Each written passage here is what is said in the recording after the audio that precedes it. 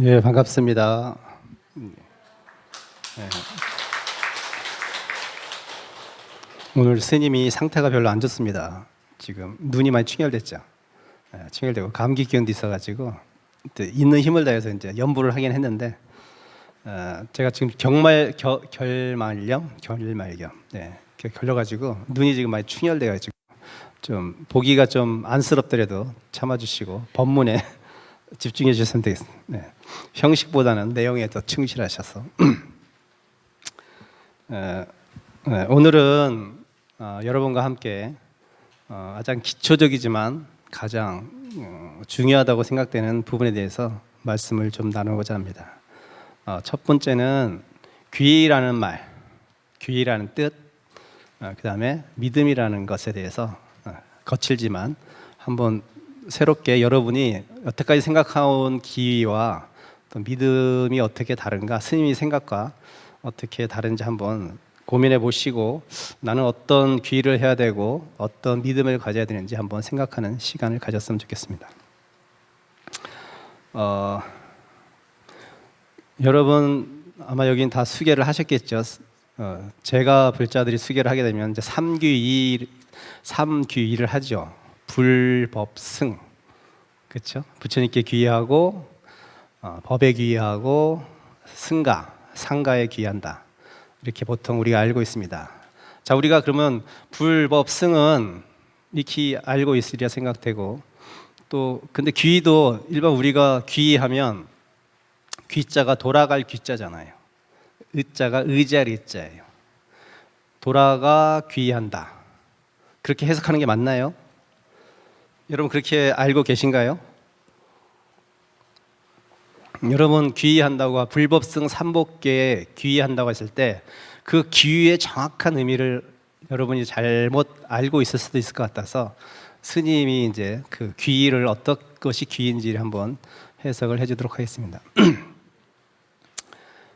귀의라 하면 한문으로 우리가 원래 기의라고 번역을 했지만 원래는 나마스죠.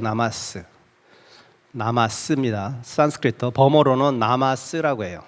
나마스가 나무가 된 거예요. 그래서 남이 아미탑을 하면 아미탑을께 귀의합니다 이런 뜻이죠. 그렇죠? 목적어가 동사가 먼저 오고 목적어가 뒤로 왔죠. 남이 아미탑을 여러 가지가 뒤에 붙으면 그런 뜻이죠. 자, 이 나마스 나무 원래 우리 번역하면 나무라고 하고 원어는 나마스라고 하는데 그걸 한문으로 우리가 귀의라고 번역을 한 거예요. 그럼 원래 나마스의 뜻은 뭐냐면 돌아간다는 의미도 물론 있지만 그보다는 내 목숨을 바쳐 당신께 귀의합니다. 내 목숨을 다하여 당신을 따라가겠습니다. 당신에게 순종하겠습니다 라는 뜻이에요. 물론 귀의도 있지만 따라가겠다, 당신에게 순종하겠다 이런 의미가 더 강하다는 거예요. 그럼 뭘 따라갈까요 여러분? 자, 한문은 이제 귀자를 보면 여러분 한문 세대인가? 저는 중학교 때까지 한문을 배웠던 것 같은데 고등학교 때는 시험에만 있었던 것 같고 어쨌든 귀자가 이렇게 해자를 해오면 쫓아갈 추자에다가 신부할 때 그 부자예요. 신부할 때 그 신부 부자거든요. 그러면 그대로 해자해서 그 뜻을 새기면 신부를 쫓아간다 이런 뜻이 돼요.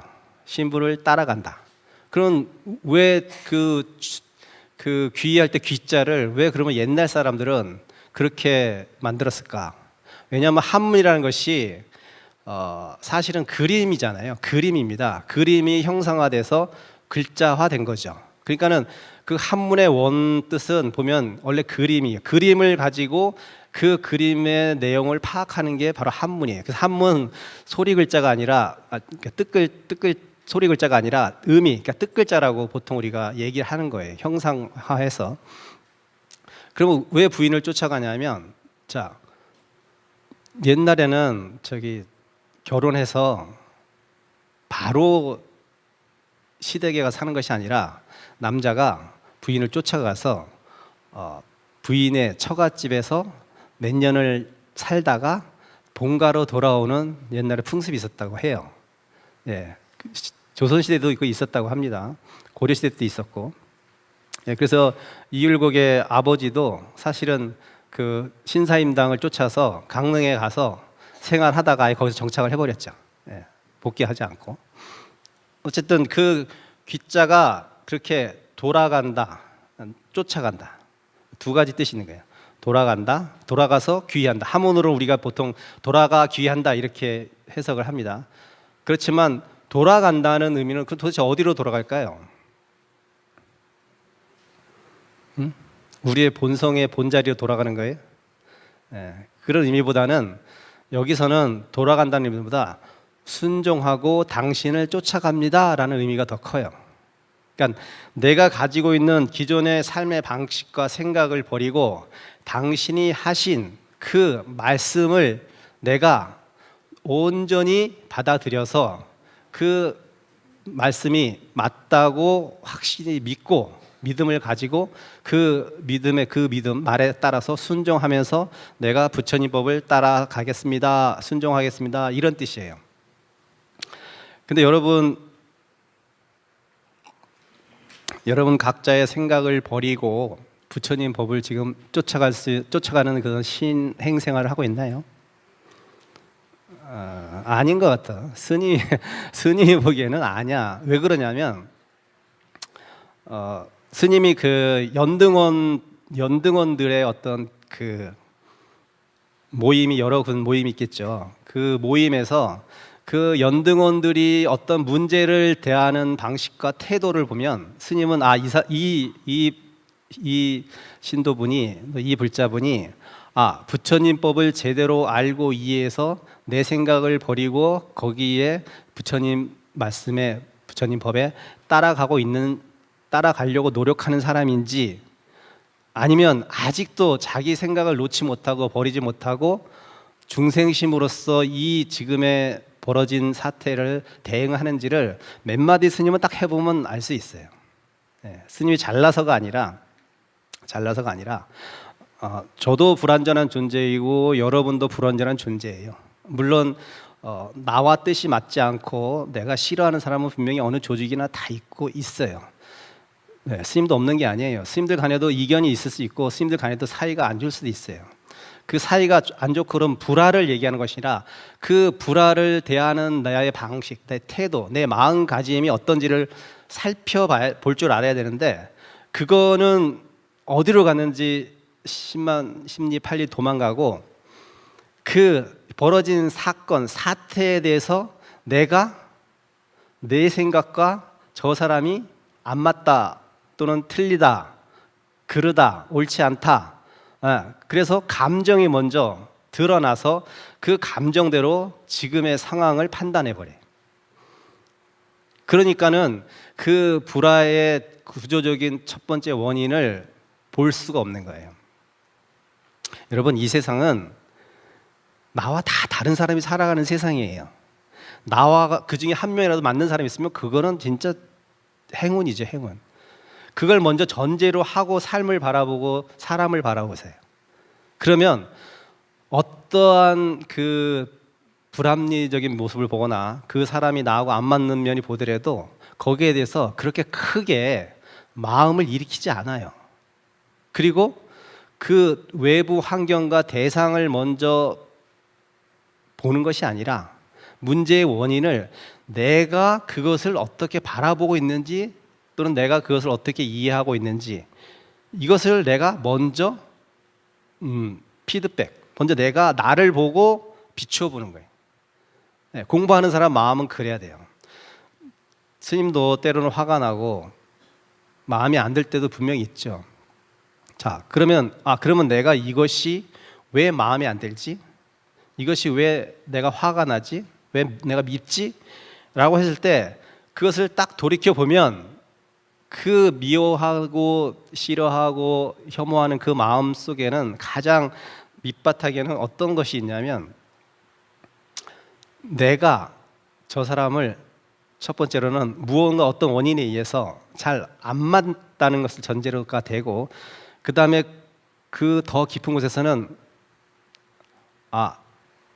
저 사람과 나는 너무나 다르다라는 생각 들기도 하거니와 내가 저 사람 내 뜻과 저 사람이 맞지 않다라는 그 기저에는 내 생각이 옳다라고 하는 그 생각이 굳건하게 콘크리트 같이 자리 잡고 있어서 그것으로 말미암아 내가 거기에 그 사람을 생활 태도나 생각과 말투를 비추어 봐서 저 사람이 나하고 맞지 않구나 라고 먼저 마음을 일으킨다는 거예요. 그 기저에는 어떻게 보면 한마디로 정의하면 나와 맞지 않다라는 생각이 기저에 깔려 있는 거예요. 그러면 나와 맞지 않다는 것은 그럼 뭐와 나와 맞지 않다는 거냐면 내가 사람을 바라보는 방식, 내가 그 사건을 이해하는 방식이 저 사람과 나는 다른데 왜 저 사람은 저렇게 행동을 할까라는 그 생각이 밑바탕에 깔고 있기 때문에. 그래서 먼저 여러분들이 어떤 문제가 발생했을 때는 그 문제가 발생했을 때 그것을 봤을 때 어떤 생각을 먼저 일으키냐면 내가 저것을 제대로 보고 있는가 라는 생각을 첫 번째로 해야 되고요. 두 번째로는 내가 저 사람을 좀 자비롭게 보고 있는가를 또 봐야 돼요. 내가 저 사람을 자비롭게 잘 안 되죠. 당연히 안 돼요. 스님도 안 돼요. 그렇지만 그런 것을 먼저 1차, 2차로 생각을 해보고 그것을 그다음에 3차로 그 생각과 그 사건을 돌이켜보면 많은 부분이 다는 이해가 되진 않지만 많은 부분이 이해가 돼요. 많은 부분이 이해가 됩니다. 그리고 그 사람과 화해할 수 있는 틈이 좀 보이는데 내 생각은 전혀 하지 않고 벌어진 외부 환경과 사건과 사람에 대해서만 몰두해버리면 여러분들은 어떤 현상이 일어나냐면 사건을 있는 그대로 보지 못해 정견을 쓰지 못하고 그냥 매몰돼 버리는 거예요. 그러니까는 화를 일으키는 거예요. 또 그 화가 분노를 야기시키고 분노가 미워하는 마음까지 발전돼 버리는 거예요. 우리의 마음이라는 것이 하나하나 세세하게 분쇄할 수는 없지만 그렇게 단계별로 내가 분노가 일어나고 화가 나고 미워하는 마음이 일어날 때는 그러한 대체적인 러프하게 얘기해서 대체적으로 그러한 과정을 거쳐서 간단 말이죠. 결국은 모든 것은 이 내 마음을 모두 보는 게 먼저인데 그 내 마음에 여러분은 표상적인 마음, 화났다는 그 마음, 서운하다는 마음, 이 마음, 표면적인 마음만 보지 그 기저에 깔린 심층의 마음을 여러분들은 볼 수 있는 공부도 집중해서 하지 않았거니와 마음을 볼 수 있는 여유가 좀 현대인들은 없지 않나 이렇게 생각해요. 이번 주 그 일요일 법회 때 그 초등학교 4학년 아이하고 이제 우리 남성 합창단이 이제 음성 공연을 올렸는데 가사가 단순해요. 그냥 그 가사가 계속 반복돼요. 근데 굉장히 웅장하고 좋았는데 그 가사가 뭐냐면 모든 것은 이 마음이 짓는다. 모든 것은 이 마음이 짓는다. 이게 계속 반복돼서 나오는 거예요. 이게 계속 반복돼서. 그래서 스님은 단순한 그 이 마음이 모든 것을 만든다. 그게 일체 유심조를 번역한 게 있죠. 여러분은 그 마음이라는 것에 표면적인 마음과 심층적인 마음이 있는데 중생심은 이 표면적인 마음, 색성향 미촉법에 끄달려서 보는 마음이고 부처의 마음은 이 색성향 미촉법에 끄달리지 않고 본질을 보려고 하는 마음이죠. 본질을 본다. 본질을 보려고 하는 마음이. 그렇기 때문에 나한테 싫은 소리에 내가 1차적으로 싫어하는 마음을 일으키지 않고 그 소리의 무상함을 빨리 알아채는 거예요. 무상하다는 것은 변해간다는 것이지 않습니까? 제가 서울 생활을 막 할 때 능인선원에서 잠깐 있었어요. 시골에서 그 조용한 산사에서 살다가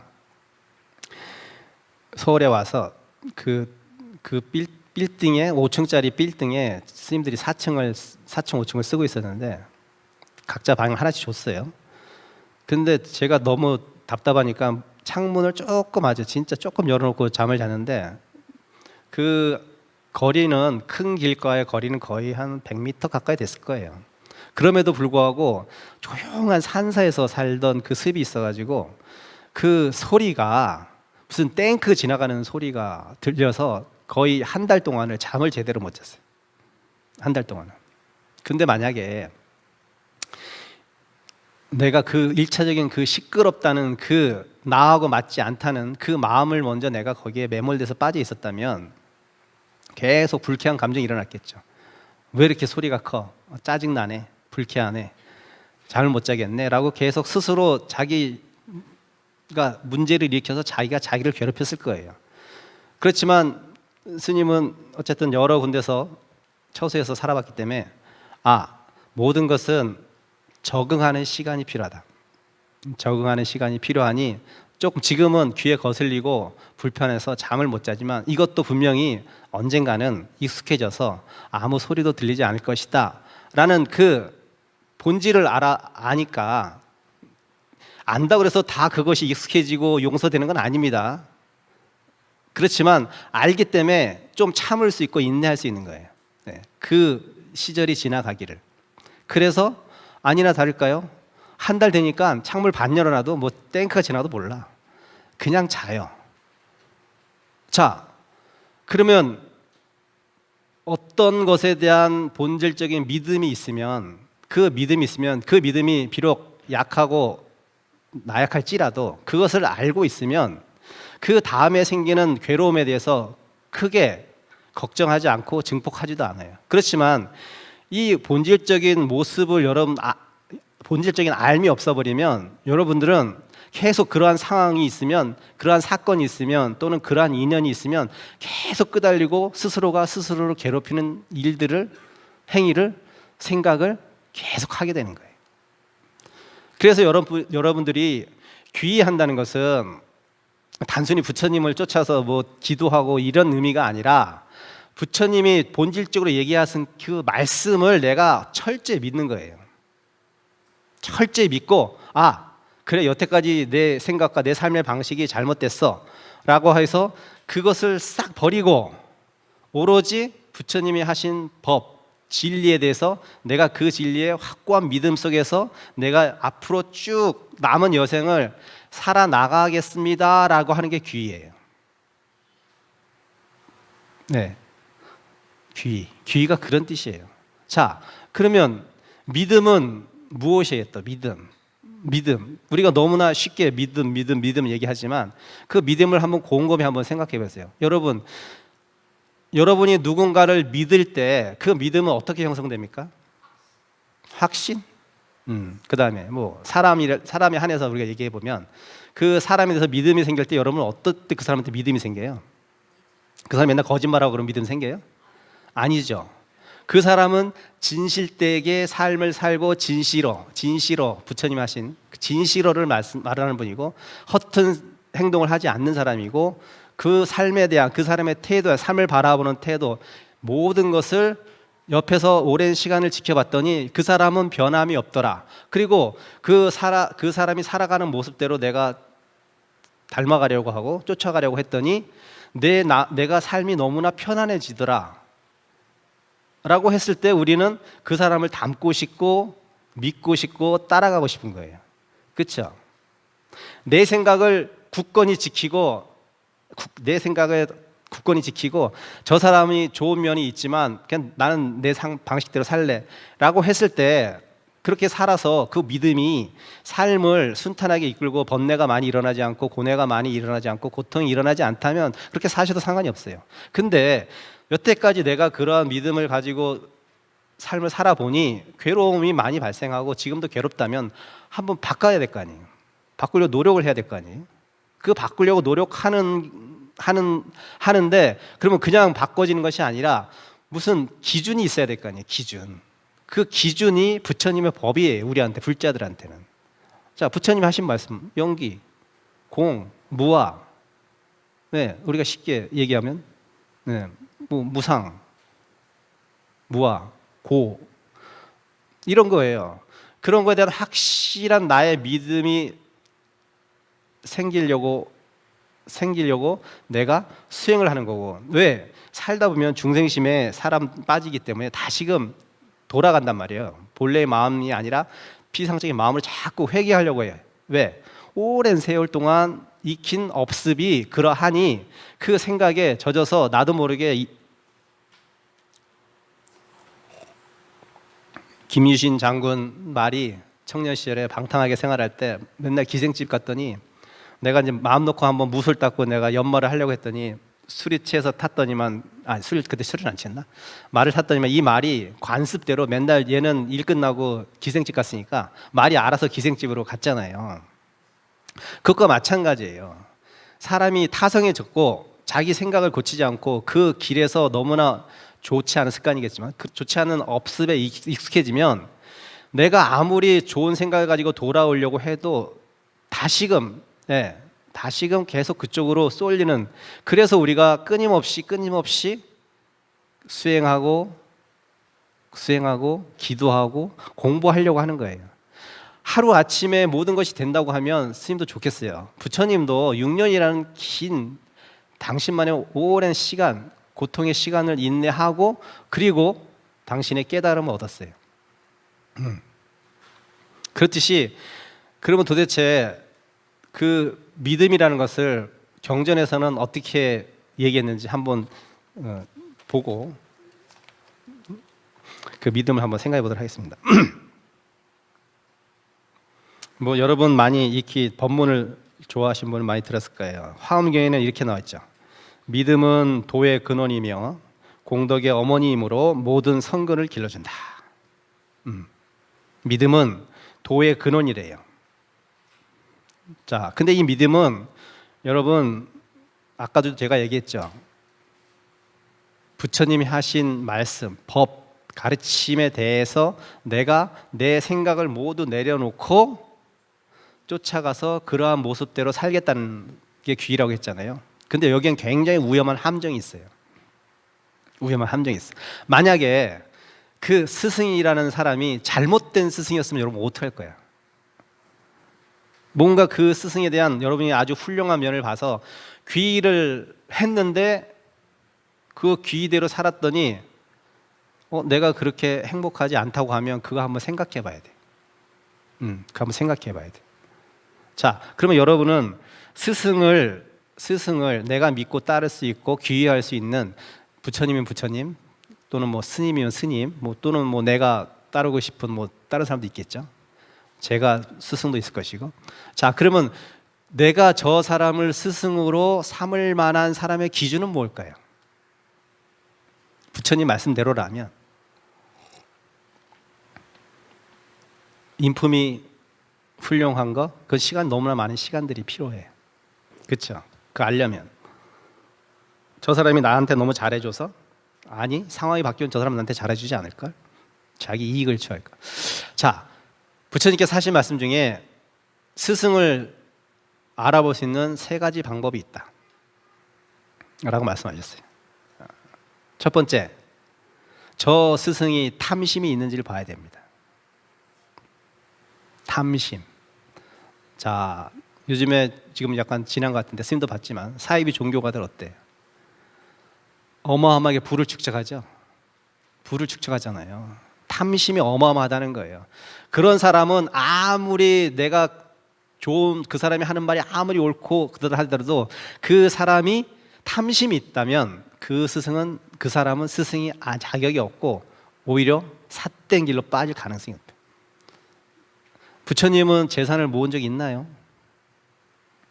부처님은 떠돌았어요. 46년간 깨닫고 46년간 떠돌다가 그냥 길에 돌아가셨어. 이거 명백하잖아요. 네. 자, 근데 세계 뭐 여러분도 알다시피 유명한 그 선지식이라고 하는 사람들이 저 미국에 가서 어떻게 자기 법을 잘 펴서 뭐 롤스로이스를 맸대, 무슨 자동차를 맸대, 이렇게 소유하고 뭐 번갈아 가면서 타고 다녔대. 이게 진짜 스승일까요? 부처님 말에 의하면 그런 사람은 스승이 될 수 없어요. 오히려 위험해. 여러분 재산이 다 탕진할 거야. 자, 두 번째 스승 알겠죠? 탐심 다음에 뭐예요? 진심이 있는지 보면 돼요. 저 사람이 자주 나한테 화를 낸다. 그거 스승으로서 내가 따를 만한 스승이 아닌 거예요. 예. 여러분 우리 주지 스님 화낸 거 보셨나요? 저도 못 봤어요. 그런 면에서 우리 주지 스님은 굉장히 그런 면에선 훌륭하신 분이에요. 화낸 거 제가 거의 못 봤어요. 자, 벌써 제가 여기 산 지 4년, 5년 가까이 됐잖아요. 근데 한 번도 못 봤다는 것은 앞으로도 쭉 그럴 것이라는 거예요. 크게 상황이 바뀌지 않으면. 그러니까 그것만 봐도 굉장히 훌륭하신 거죠. 진심이 없는 저 사람이 진심이 있는 사람인지 없는지 판별해야 되고, 그 다음에 치심, 어리석은 행위를 하거나 어리석은 행위를 하도록 나를 부추기거나 어리석은 길로 우리를 인도하거나, 예, 이런 사람은 스승의 자격이 없는 거예요. 그래서 스승의 기준은 부처님 말씀에 의하면 그 스승은 탐, 진, 치가 있냐 없냐를 가지고 그 스승을 판별해라, 이렇게 말씀하셨어요. 석두 스님이 자꾸 좋은 차 좀 사주세요, 좋은 집 좀 구해주세요, 이거 스승 아니에요. 그런 딴 스님이 그러면 그거는 스승으로 빨리 관계 끊으세요. 예, 관계 끊어서 다른 스승을 찾아봐야 돼요. 경전상에서 대표적으로 그 스승을 잘못 만나서 망한 사람이 누구예요? 예. 여러분 부처님의 생각을 알려면 경전을 봐야 돼. 그런데 쫓아갈 거 아니에요. 경전도 모르고 맨날 이러면 안 돼요. 우리 불자님도 맨날 이러기만 하는 것 같아. 너무 편하나? 자, 경전상에서 스승을 잘못 만나서 망한 사람이 앙구라 라마잖아요. 앙구라 마라. 99명을 죽여서 그래도 복이 있었는지 마지막에 부처님을 만나서 귀해가지고 깨닫고 나중에 돌멩이 맞아 죽었어요. 업이 있었으니까 사람을 죽였잖아. 어쨌든 앙구라 라마가 어땠어요? 자기 스승을 잘못 만났어요. 바라문교 스승인데 어땠어요? 그 스승이 무슨 그 전에 일이 있었죠. 그 부인이 이제 앙구라 라마를 너무 잘생기고 좋으니까 이제 어떻게 하려다가 앙구라 라마가 이제 거절하니까 이제 모함을 한 거지, 남편한테. 그래서 뭐 나를 어떻게 하려고 했다라고 이렇게 해가지고 그 스승이 분심이 일어난 거예요. 분심이 일어나서 어떻게 했어요? 거짓되게 가르쳐줬어요. 왜? 앙구라 라마는 그 스승을 철저하게 믿었기 때문에 뭐든지 다 시키는 대로 했었어요. 그래서 어떻게 했어요? 야, 네가 100명을 죽이면 너 성불할 수 있다, 이렇게 얘기를 한 거예요. 어리석게 인도하잖아요. 말도 안 되는 소리로. 근데 앙구라 라마는 그걸 철저히 믿었어. 왜? 그 스승을 너무나 믿었기 때문에. 그래서 결국 99명까지 죽였어요. 네. 여러분 스승을 잘못 만나면 그렇게 한 인생이 망가지고 한 집안이 망가져요. 옛날에 여러분 어땠어요? 몇 년도인지 정확히 기억이 안 나지만 휴거라고 해서 막 그때 난리가 났었어요. 막 재산 교회에다 다 갖다 바치고 막 그 교회 가서 기통성 기도하고 막 모여가지고 막 그런 게 사실 30년도 안 됐어요, 여러분. 네, 지금 뭐 없는 듯이 지금 사라졌죠, 그런 일들이. 근데 사실 종교를 잘못 믿어버리면 그러한 엄청난 피해를 입게 되는 거예요. 여러분 자신도 물론이야, 여러분 가족, 가정 또는 사회, 국가까지. 예. 결국 러시아 재정이 망한 것은 누구 때문에 망했어요? 여러 가지 원인이 있지만 그 괴승, 요승 누구죠? 라스푸니니까 뭐 그 사람을 철저하게 믿어서 어떻게 믿었어요? 자기 아들을 병을 고쳐주니까 그냥 확 믿어버린 거예요. 그래서 그 사람이 하라는 대로 다 해가지고 결국 러시아 제정 국가가 망하고 소련이라는 공산 국가가 된 결정적인 계기를 마련해 준 게 그 괴승이에요. 괴승. 한 괴승을 한 믿음을 잘못 일으키면 나라가 망하는 거예요. 그러니까 여러분들은 정법을 만났어. 부처님 법을 따라가면, 부처님 말씀을 따라가고 부처님 말을 믿고 귀의하면 여러분은 절대 저건 제가 장담해요. 제가 장담해. 그대로만 살면 여러분은 앞으로 남은 여생을 아무리 괴로운 일이 발생 안 할 수는 없죠. 사바세계니까 발생하는데 그 괴로움을 괴로움으로 여기지 않을 수 있는 힘이 생겨요.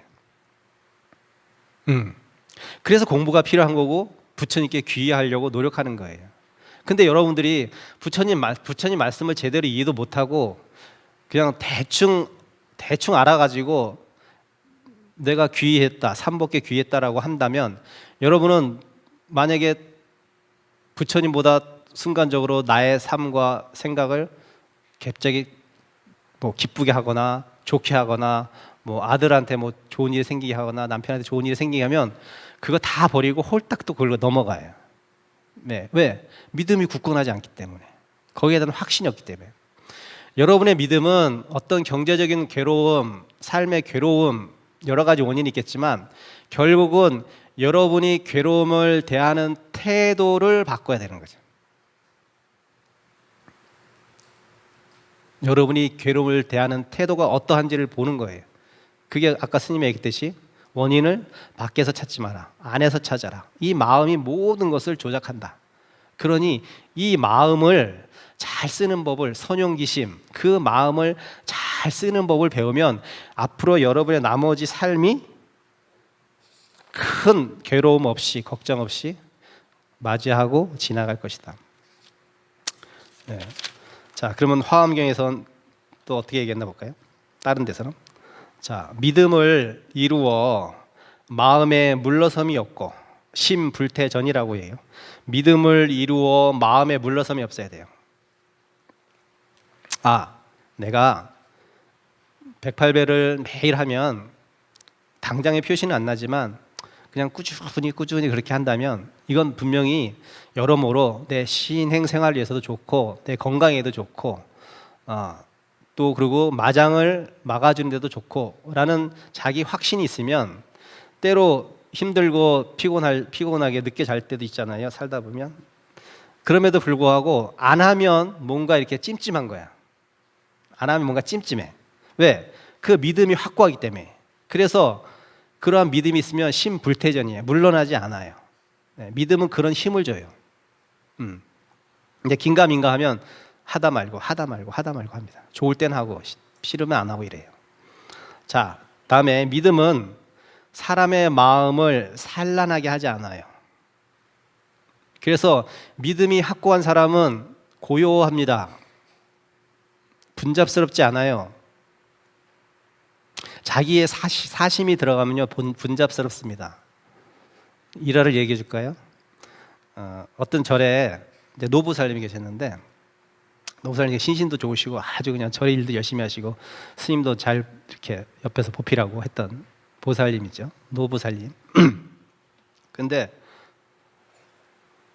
어느 날 예쁜 보살이 젊은 보살이 와서 그 주지 스님하고 막 얘기를 했더니 평소에 돌리던 염주보다 속도가 3배나 빨라져. 왜 빨라졌을까? 왜 빨라졌을까? 질투. 여자들의 질투 아니에요, 그게. 질투란 말이에요. 만약에 그 스님을 진실로 내가 진짜 따르고 믿고라는 스승이라고 생각했으면 그 스님은 무엇을 하든 다른 보살하고 얘기를 하든 내가 그 믿음에 흔들리지 않는다면 염주 알이 빨리 돌아갈 일이 없어요. 네. 그래서 공부한 건 있어서 분노는 삭혀가지고 빨리 막 돌린 거예요. 자기 마음 삭히려고. 네. 그래도 그 보살님은 뭐 수행한 공덕이 있었는지 그 질투하는 모습을 자기가 알았겠죠. 알아채는 것만도 훌륭해요, 사실은. 네. 이렇게 된단 말이에요. 자기 기존의 밑바탕에 있는 무의식을 못 봐. 내가 진정으로 어떠한 믿음을 일으켜서 그 스님을 보고 있는지를 잘 못 봐요. 근데 제대로 믿으면 무엇을 해도 산란하지 않아요. 아니 왜 내가 절에 아들 딸 중에 아마 이게 강남엔 그런 보살도 있을 거라. 아들 딸들이 있을 거예요. 아니 왜 그 절은 맨날 싸우고 시끄럽고 막 그런 때도 많았는데 왜 거기다가 보시라냐고. 그렇게 얘기하는 자녀들도 있을 거예요. 자, 그럴 때 여러분 어떻게 대답하십니까?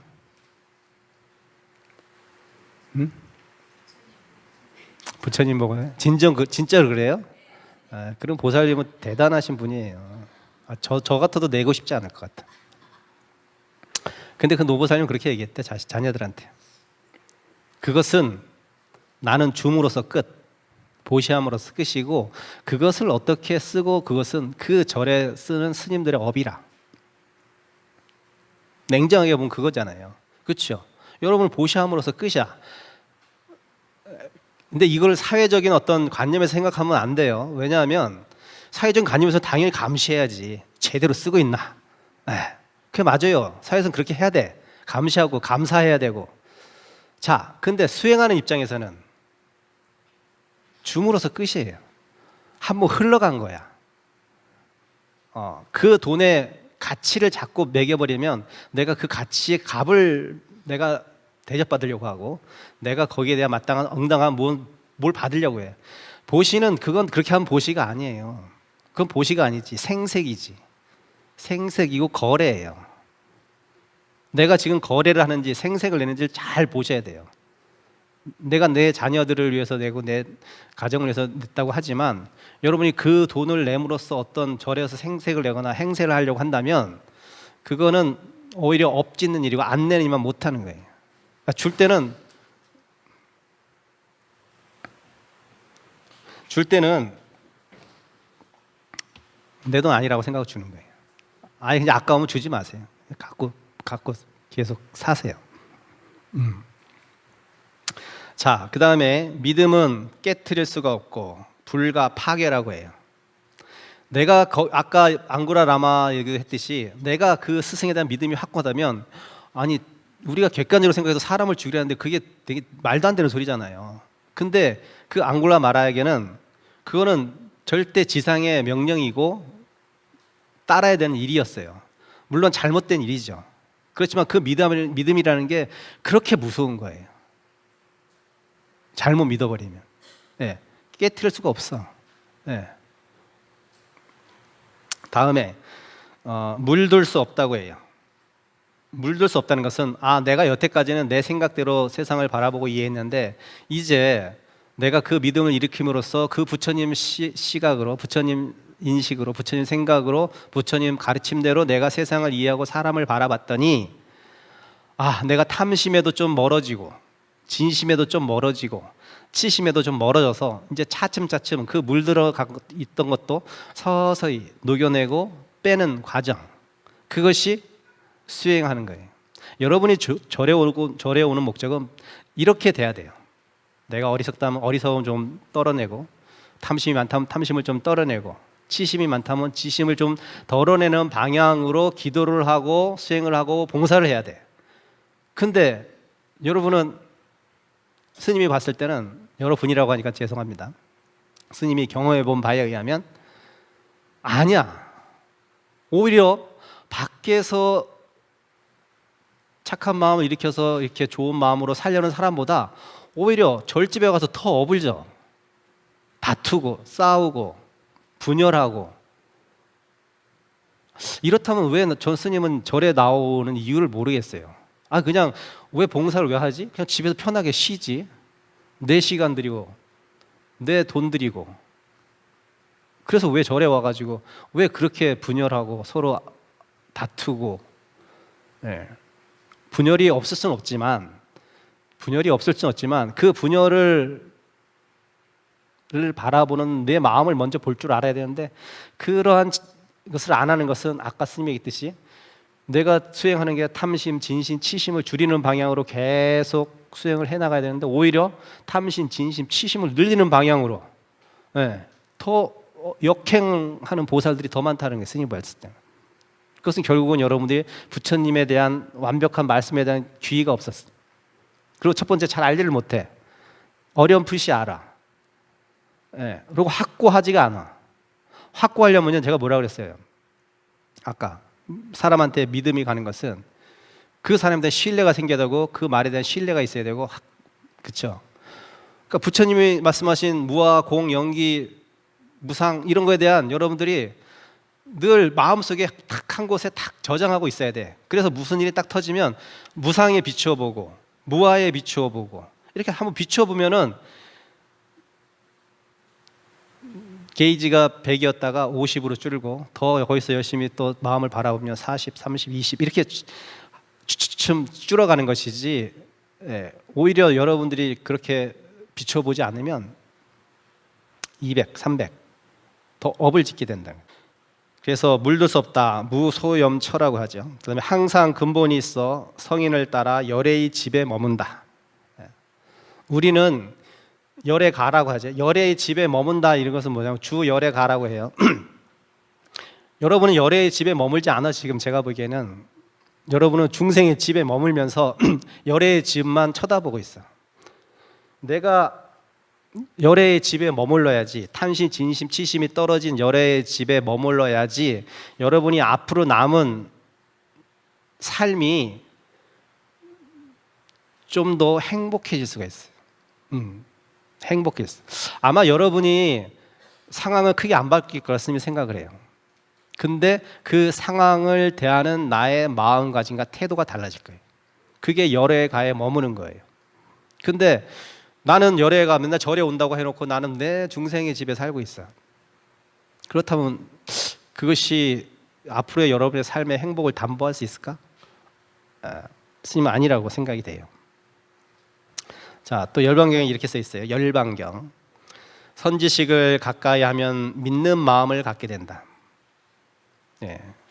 선지식을 가까이 하면 믿는 마음을 갖게 된다. 부처님일 수도 있고 내가 믿고 따르는 어떤 존재일 수도 있겠죠. 믿는 마음이란 어떤 게 여기서는 열방에서 이렇게 얘기했어요. 보시와 보시의 과보를 믿고 내가 이러한 보시를 하면 참 좋은 일이 행복한 일이 많이 생길 거야. 바라는 것이 무엇을 바라는 것이 아니라 그러한 믿음을 갖는 거예요. 믿음을 갖는다는 것은 안 생겨도 어쩔 수 없어. 근데 내가 믿음이 아니라 요행을 바라거나 거래를 하면 안 되면 어떻게 돼? 원망하는 거예요. 원망하게 돼. 그리고 절을 자꾸 바꿔. 스님을 자꾸 바꿔. 그거는 제가 보기에는 현명하지 못한 행동이라고 생각해요. 내가 그 보시에 대한 과보를 믿으면 나는 그 보시를 함으로써 종결됐지 그 결과에 대해서는 그냥 인연에 따라가는 거예요. 그럼 내가 열심히 100일 기도해가지고 기도를 했는데 내 자식이 대학에 떨어졌어. 원하는 대학을 못 갔어. 그럼 이건 보시에 대한 과보가 잘못됐나? 여러분, 어떻게 이 길고 긴 인생 속에서 대학교 한번 떨어졌다고 걔 인생이 완전히 망가지는 거 아니잖아요. 오히려 그것이 전화위복이 돼서 얘가 더 잘 될 수도 있는 거예요. 물론 다 잘 된다고 보장 못하죠. 그렇지만 선한 과보에 대한 믿음이 있다면 기다려 줄 거예요. 그리고 흔들리지 않을 거고 아까처럼 물들지 않을 거고 파괴되지 않을 거예요. 그 믿음이. 그렇지만 내가 거래를 하거나 그렇게 돼버리면 금세 물들고 금세 실망하고 금세 불퇴전이 아니라 퇴전해버리지. 선한 업과 선한 과보를 믿고 악한 업과 악한 과보를 믿으며 생사의 괴로움이 무상하며 파괴됨을 믿는 마음이다. 믿음은 누구에 대한 믿음이라기보다는 열반경에서는 생사의 괴로움이 무상. 여러분이 겪고 있는 그 괴로움은 사라진다는 거예요. 언젠가는. 길고 짧으면 있을 수 있겠죠. 내가 이 괴로움 지금 이 너무나 괴로워 저 사람 때문에 너무 미워 죽겠어 라고 하지만 그 사람이 계속 내 옆에 있어서 나한테 그 미움을 발생하게 할까요? 아니야, 조금만 참으면 돼. 좀 참으면 그 인연의 때가 닿으면 그 사람이 가든 내가 또 딴 데로 옮겨갈 수도 있고 그걸 못 참고 다르르 떨면서 그냥 스님한테 달려와서 고자질하고 그러면 안 돼. 잘 참아야 돼. 인내해야 돼. 근데 내가 진짜 내가 진짜 괴롭다면 여러분 과감하게 다 놓고 떠나십시오. 뭐 여기에 뭐가 있다고 여기 봉원사 딴 데 좋은 절도 많아. 뭐 여기에다 목매가지고 그렇게 저 인간 꼴 보기 싫다면서 계속 나와요. 그러지 마시고 그건 그 사람한테 도움이 안 되고 여러분한테 도움이 안 돼. 공부해. 진짜 내가 참을 때까지 참아보다가 정 안 되면 어떻게 내가 떠나야지. 그래서 옛날 말 있잖아요. 절이 싫으면 중이 떠난다. 주지스님도 가라고 할 수는 없잖아. 제가 가야지. 그렇죠? 여러분이 싫으면 제가 가야지. 여러분으로 다 떠나라 그래? 이게 굉장히 중요한 말이에요. 사실은 사람이 때로는 과감하게 포기할 때도 있어야 돼. 그래 내가 편해. 안 되는 거 계속 붙들고 있어가지고 너무 괴로워하지 마시고요. 그래서 그 생사의 괴로움 나고 죽는 괴로움이라고 하지만 사실 우리의 괴로움이죠. 괴로움은 언젠가 사라지고 그 사라짐으로써 없어진다라는 그 믿음을 늘 갖고 있어야 돼. 그게 믿음이라는 거예요. 이를 가리켜 믿음이라 하느니라. 믿는 마음을 가짐으로써 깨끗한 계율을 닦으며, 계율이라고 해서 뭐 철저한 뭐 불살생 이런 것도 있겠지만, 믿는 마음을 가지고 깨끗한 계율을 닦는 것은 여러분이 그 믿는 마음을 갖게 되면 삶이 단출해질 수밖에 없어요. 네, 삶이 단출해져. 여러분 밥 안 먹으면 살 빠지고 다이어트 되는 거 다 알죠? 근데 안 먹게 돼요? 먹게 되잖아. 왜 먹게 돼? 배고프다고 먹고, 식욕이 일어나서 먹고, 뭐 땡겨서 먹고, 습관대로 먹고. 근데 여러분이 그 믿음이 약하기 때문에 여러분이 그러한 유혹의 습관에 업에 끌려다니는 거예요. 진짜 내가 한번 굶어서 한 일주일 굶었더니 뭐 한 10kg를 뺐다라는 그러한 어떤 경험이 있는 사람이 믿음과 그냥 뭐 잠깐 이렇게 경험해 본 사람 믿음은 완전히 질적으로 차이가 있겠죠. 그러니까 당연히 내가 밥을 많이 먹고 음식에 탐욕을 일으키면 살이 찐다는 걸 알기 때문에 절제하고 자제하지만 자포자기한 사람은 막 먹어버리죠. 에이 그래 뭐 인생 뭐 있어, 먹고 즐겨야지. 그렇게 되면 당연히 뚱뚱해지고 이렇게 되는 거잖아요. 간단한 거예요. 내가 탐심, 진심, 치심을 줄여 나가는 방향은 해야 되지, 내 마음이 편하다고 생각하는 사람은 당연히 삶이 탐심, 진심, 치심을 일으키지 않으려고 하는 방향으로 내 삶을 정돈해 가는 거예요. 그러니까 당연히 계율을 지키면 그렇게 되니까. 그래서 계율을 그냥 좌절로 닦게 되는 거예요. 그리고 항상 보시를 행하고 지혜를 닦는 것이니라. 뭐 대승이니까 보시를 엄청 강조하긴 했지만 그 보시의 목적은 뭐냐 하면요, 여러분 비움으로써 얻는 행복을 아는 거예요. 먹어서 배부른 것도 있죠. 먹어서 고통스러움도 있어요. 말 그대로 없어서 못 먹는 것과 있는데도 안 먹는 건 다른 거예요. 내가 있음에도 불구하고 절약하고 검소하게 살고 이런 것은 그것을 통해서 내가 절약해서 나 혼자 잘 먹고 잘 살는 것이 아니라 뭐 내가 사랑하는 사람한테 줄 수도 있는 것이고 베풀 수도 있잖아요. 이런 마음을 갖는 것은 그게 지혜잖아요. 네, 작은 지혜긴 하지만 그게 지혜야. 내가 혼자 잘 먹고 잘 살아서 이걸 뭐 어떻게 하겠다라는 그런 욕심 있어서 절약하는 것이 아니라 이렇게 내가 절약하고 아껴 씀으로써 내 자식이든 누구든 해서 이걸 통해서 그 사람이 행복하고 어떤 그 물들일지라도 그것을 통해서 내가 좀 편안한 마음을 얻는다면 내 것을 충분히 나눠줄 수 있는 지혜가 있는 사람이면 그걸 지혜예요. 나눔의 지혜가 있는 거죠. 우리는 수행하는 것이 탐심, 진심, 치심을 줄여가는 지혜를 갖기 위해서 하는 거예요. 그래서 좋은 법문을 많이 듣고 좋은 행을 많이 닦으려고 하고 내 자신을 자꾸 비춰보려고 하고 이런 것이 생활화돼야 돼요. 그것은 딴 데 사는 게 아니라 어디서 한다? 생전 예수지에서 하는 거예요. 생전에 닦아야 돼요. 죽어서 무슨 자식들이 무슨 49제 5천만 원짜리 1억짜리 해주면 뭐해.